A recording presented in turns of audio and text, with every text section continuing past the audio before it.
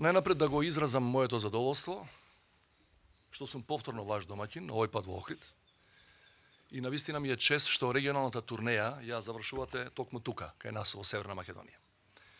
Вашата посета во овој турбулентен период за Европа и за светот, на само неколку дена пред јунскиот самит на Европската Унија, укажува на потребата од координација на чекорите меѓу Балканот и Унијата во очи на нужноста од решителни и принципијални одлуки.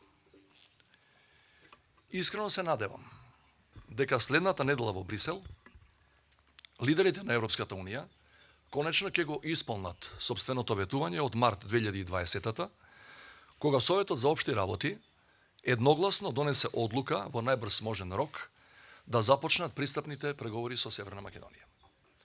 Денес разговаравме за тоа дека со пролонгирање на македонските евроинтеграции се разнишува кредибилитетот на Европската Унија, што истовремено значи и опаѓање на незиното влијание меѓу нашите граѓани.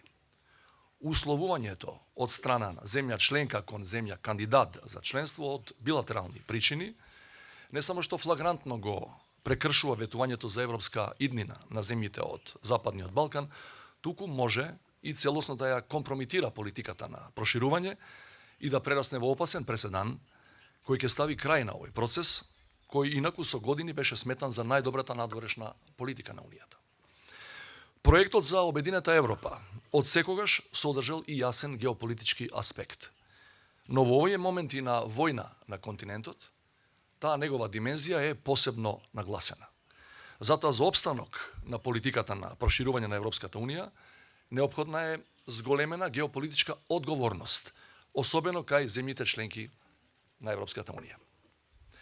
Наспроти реалните разочарувања и заморот од чекање за пробив на европскиот пат, за нашата посветеност, меѓу другото, најсилно зборуваат две работи. Од една страна, нашето целосно 100% усогласување со заедничката надворешна и безбедносна политика на Европската Унија и приклучување кон сите пакети на санкции кон Руската Федерација, а од друга, Европската Унија и понатаму е нашиот далеку најважен трговски партнер, обезбедувајќи поддршка и финансиска помош за спроведување на неопходните реформи.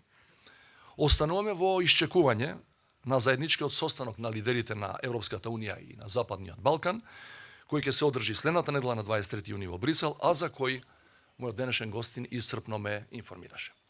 Во таа смисла би сакал да истакнам дека секоја иницијатива која што реално би придонела за откочување или забрзување на интегративниот процес е добре дојдена.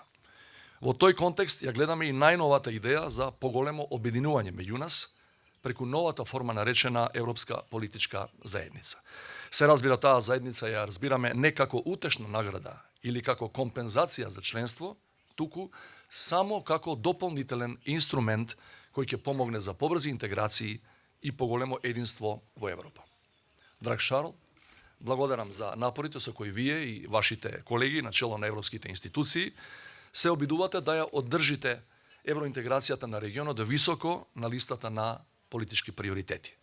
Тоа во услови на повеќе кратни кризи и актуелна војна на европско тло само ја потврдува свесноста за ургентноста од доследно испорачување според заслугите на секоја земја во нашиот регион. Ви посакувам пријатен престој во Охрид и секако посакувам успешен самит со донесување на одлуки кои ние одамна ги заслужуваме. Благодарам.